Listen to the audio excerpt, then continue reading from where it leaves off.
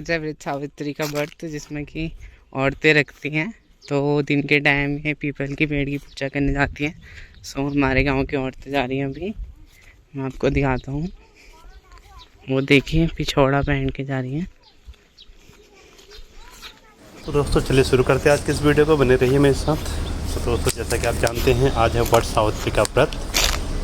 आई हो आप सभी जानते होंगे कि वट सावित्री का व्रत क्यों रखते हैं, और ये सिर्फ सुहागन औरतें ही रखते हैं क्योंकि अपने पति की लंबी आयु कामना के लिए रखा जाता है। तो दोस्तों क्या आप जानते हैं कि इस व्रत की शुरुआत कैसे हुई थी और क्यों एक वट वृक्ष की पूजा की जाती है और उससे अपने पति की लंबी आयु के लिए प्रार्थना की जाती है। तो दोस्तों चलिए आपको बताते हैं कि इस व्रत की शुरुआत कैसे हुई थी। दोस्तों सावित्री जो थी वो राजा अश्वपति के एकमात्र संतान थी, और सावित्री ने राजा धूमसेन के पुत्र सत्यवान से विवाह करने का निर्णय लिया था। लेकिन जब उन्होंने ये निर्णय लिया था तो उस टाइम पर नारद जी ने उनको बताया था कि सत्यवान की जो आयु है वो आधी है, वो बहुत ही जल्दी मृत्यु को प्राप्त हो जाएगा। लेकिन ये जानने के बाद भी सावित्री ने अपना निर्णय नहीं बदला और उन्हें सत्यवान से शादी कर ली। सावित्री की शादी के कुछ समय बाद जो राजा धूमसेन थे उनसे उनका राजपाट छीन लिया गया, जिसकी वजह से वो लोग जंगल में रहने लग गए।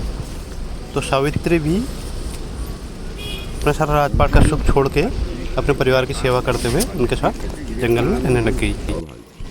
क्योंकि सावित्री को पहले से पता था कि उनके पति हैं उनकी मृत्यु का दिन कौन सा निश्चित हुआ है, तो सावित्री ने उस दिन से 3 दिन पहले से व्रत रखना शुरू कर दिया।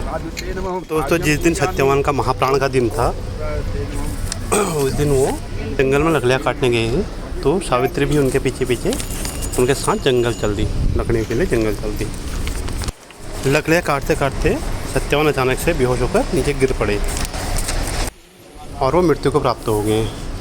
और जब उनके प्राण लेने के लिए यमराज वहाँ पर आए तो सावित्री ने उनसे निवेदन किया कि वो उनके प्राण ना ले जाए, बट यमराज नहीं माने और वो उनके प्राण लेकर चल दिए। तो सावित्री भी उनके पीछे पीछे जाने लगी।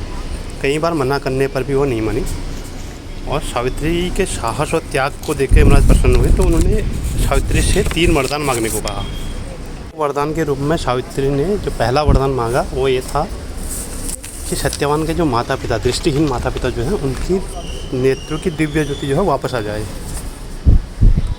और दूसरे वरदान में सावित्री ने मांगा कि जो उनका खोया हुआ राज्य है वो दोबारा से उन्हें मिल जाए।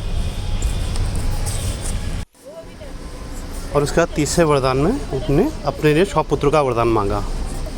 तो यमराज ने वो तीनों वरदान सावित्री को दे दिए और वो सत्यवान के प्राण लेके जाने लगी। तो सावित्री फिर से उनके पीछे पीछे जाने लगी। जब यमराज ने उनसे उसका कारण पूछा तो सावित्री ने बताया कि वो एक पतिव्रता नारी है, इसलिए यमराज को सत्यवान के प्राण छोड़ने पड़े।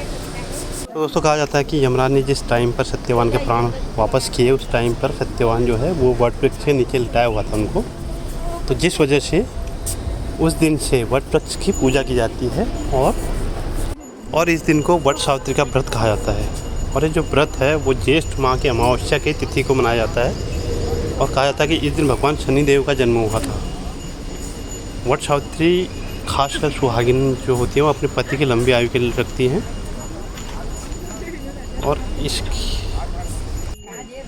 और इस दिन वट वृक्ष के नीचे बैठकर पूजा की जाती है और सावित्री सत्यवान की कथा सुनी जाती है।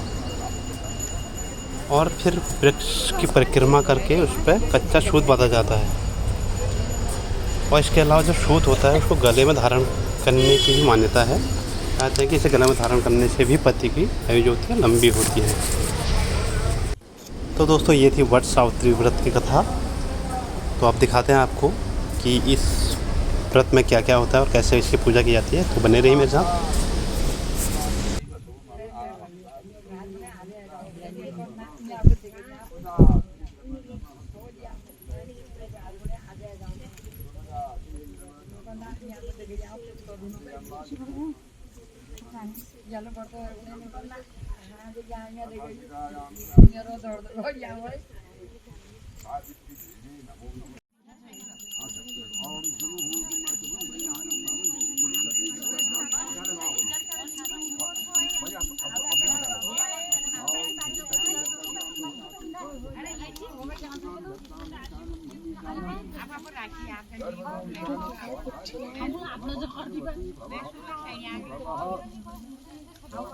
हाँ तो सबके लिए लाते हैं ना,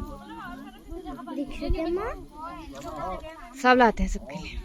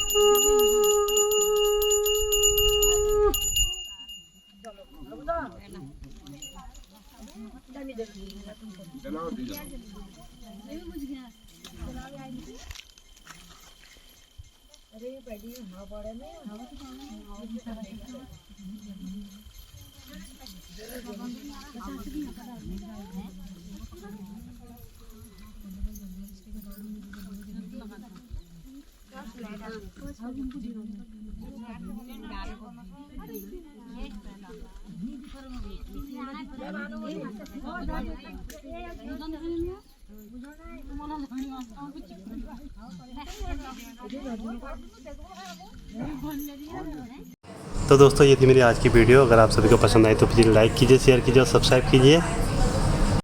फिर मिलते हैं अगली वीडियो में, तब तक के लिए बाय बाय।